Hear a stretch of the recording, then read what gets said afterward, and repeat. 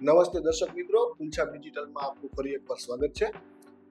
Share બજારમાં આગામી સપ્તાહની ચાલ કેવી રહેશે, ગયા સપ્તાહે આપણી ધારણાઓ કેવી હતી અને બજારે કેવી રીતે બિહેવ કર્યું છે એની સમીક્ષા કરવા માટે આપણે ફરી એકવાર મળ્યા છીએ. તો અત્યારે સ્થિતિ એવી થઈ ગઈ છે શેર બજારમાં કે રોકાણકારો અને ટ્રેડર્સ બંને બરાબરની મૂંઝવણમાં મુકાઈ ગયા છે.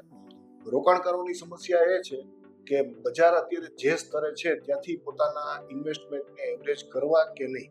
હવે ટ્રેડર્સની સમસ્યા એના કરતાં પણ વધારે થઈ ગઈ છે. સામાન્ય રીતે ફ્યુચર અને ઓપ્શનનો હવે તો બહુ ખૂબ જ વધી ગયું છે ટ્રેડિંગ, અને એમાં સ્થિતિ એવી થઈ ગઈ છે કે ચાર્ટ ઉપર કોઈ પણ પ્રકારના ઇન્ડિકેટર હવે કામ કરતા બંધ થઈ ગયા છે. ઈરાન, અમેરિકા અને ઇઝરાયલના યુદ્ધના કારણે હવે ટ્રમ્પ ઇન્ડિકેટર ઉપર જ બજાર ચાલતી હોય એવી હાલત છે.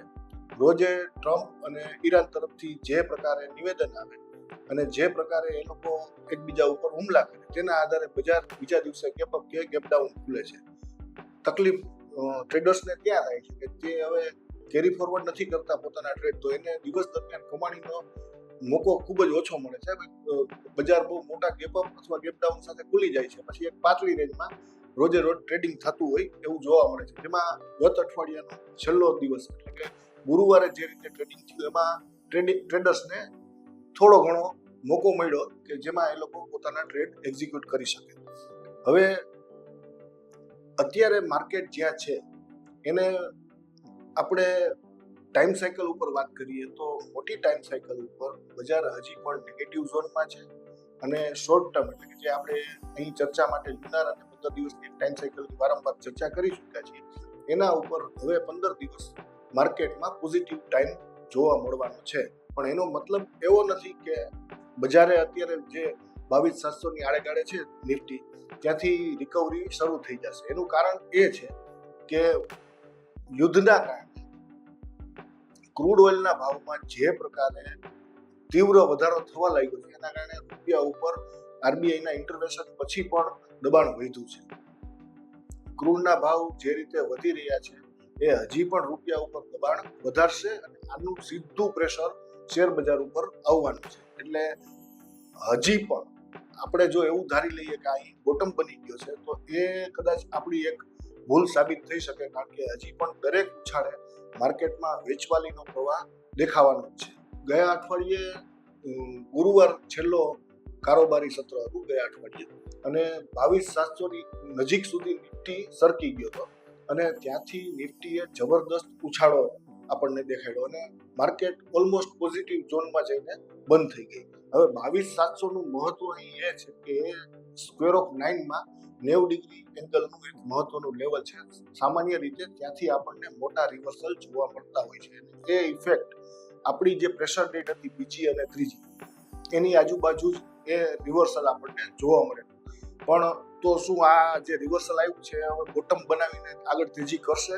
જો આ પ્રશ્નનો જવાબ છે ને અત્યારે હા મળતો નથી. એટલા માટે કારણ કે વિશ્વમાં જે અત્યારે ચિત્ર છે એ ચિત્ર ઉપર ભરોસો થઈ શકે એમ નથી. જેવી રીતે ટ્રમ્પના સ્ટેટમેન્ટ ઉપર ભરોસો ન થાય એવી રીતે અત્યારે માર્કેટની ચાલ ઉપર પણ ભરોસો કરવો ખૂબ જ મુશ્કેલ છે.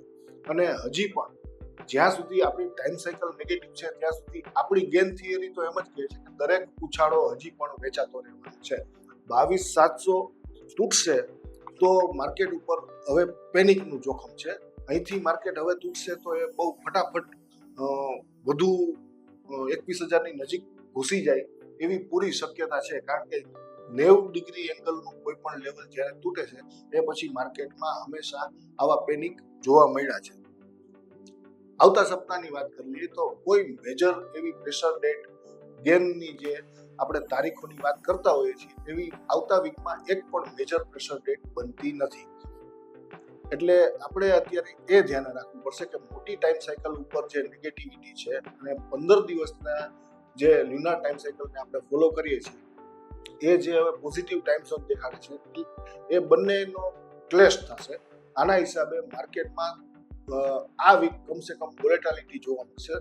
કદાચ એવું પણ બને કે માર્કેટ ગેપ ડાઉન ખોલીને રોજ રિકવરીનો પ્રયત્ન કરે, એટલે કે નીચલા લેવલેથી ખરીદી દેખાશે તો ઉપરના લેવલેથી વેચવાની પણ આવતી રહેશે.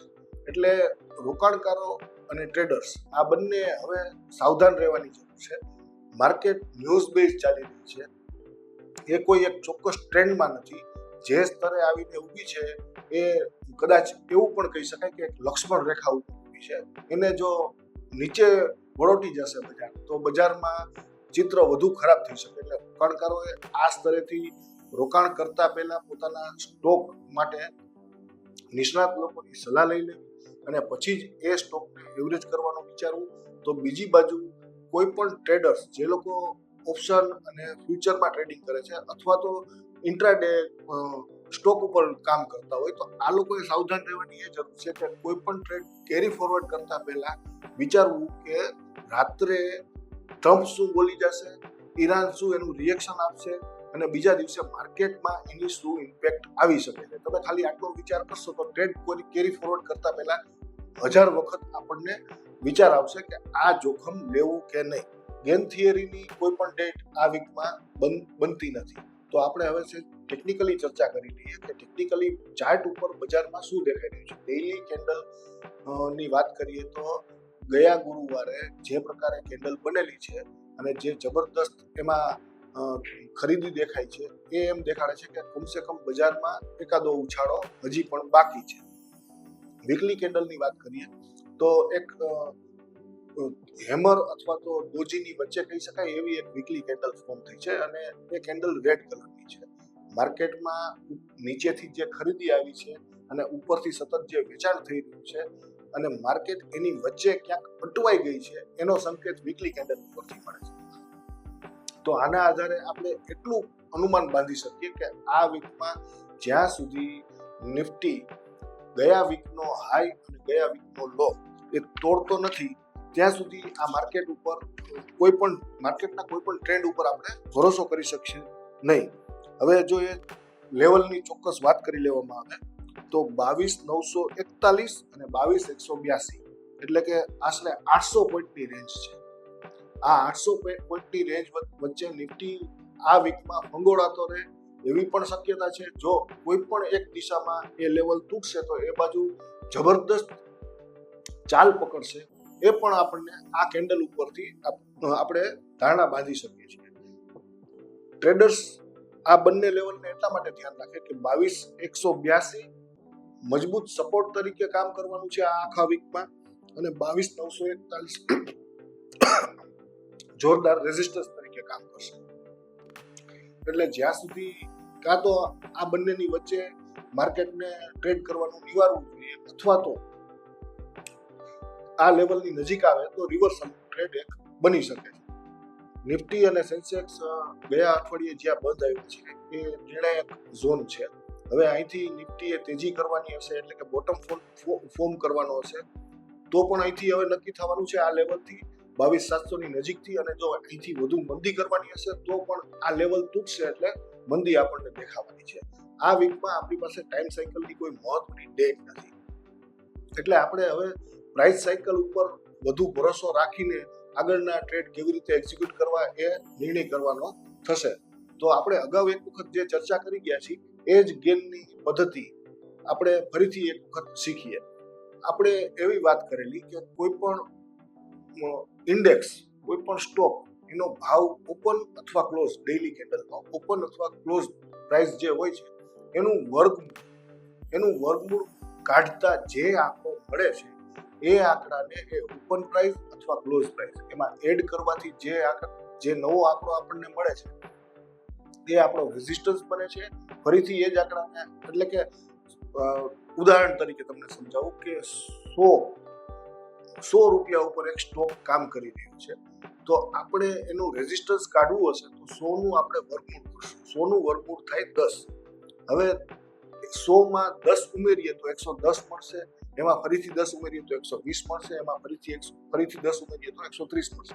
આવી જ રીતે 100 માંથી એ વર્ગમૂળને બાદ કરીએ એટલે 90, 80, 70 આવી રીતે આપણને લેવલ મળશે. આ લેવલ સપોર્ટ અને રેઝિસ્ટન્સ તરીકે કામ કરતા હોય છે. આ સેમ પદ્ધતિ ઘનમૂળમાં પણ લાગુ પડે છે અને એ આપણને મોટા લેવલ બતાવે છે અને માર્કેટ આ લેવલ ઉપર બહુ જબરદસ્ત રીતે રિએક્ટ કરતી હોય છે. ત્યાંથી નાના મોટા રિવર્સલ સામાન્ય રીતે આવતા હોય છે. એટલે કોઈ પણ ઇન્ડેક્સ હોય કોઈ પણ સ્ટોક હોય એનો તમે ઓપન અથવા ક્લોઝ પ્રાઇસ ડેઇલી કેન્ડલમાં એનું વર્ગમૂળ કાઢી લેવાનું અને એ વર્ગમૂળને જે તે ઇન્ડેક્સ અથવા સ્ટોકના ભાવમાં ઉમેરવાથી અને બાદ કરવાથી જે આંકડા મળે છે સપોર્ટ અને રેઝિસ્ટન્સ છે અને ખૂબ જ મહત્વના છે. એને યાદ રાખીને એ સપોર્ટની નજીક આવે તો તમારે શું ટ્રેડ લેવો, એ રેઝિસ્ટન્સની નજીક આવે તો તમારે શું ટ્રેડ લેવો એ તમારે નક્કી કરવું જોઈએ. તો દર્શક મિત્રો, આપણી ચર્ચા શેર બજાર માટે આવતા સપ્તાહ માટેની પૂરી થઈ છે. ફૂલછાપ ડિજિટલના તમામ કાર્યક્રમો તમામ પ્લેટફોર્મ એટલે કે ફેસબુક, ઇન્સ્ટાગ્રામ અને યુટ્યુબ ઉપર તમે જોતા રહો. એને લાઇક, શેર અને સબસ્ક્રાઇબ કરતા રહો.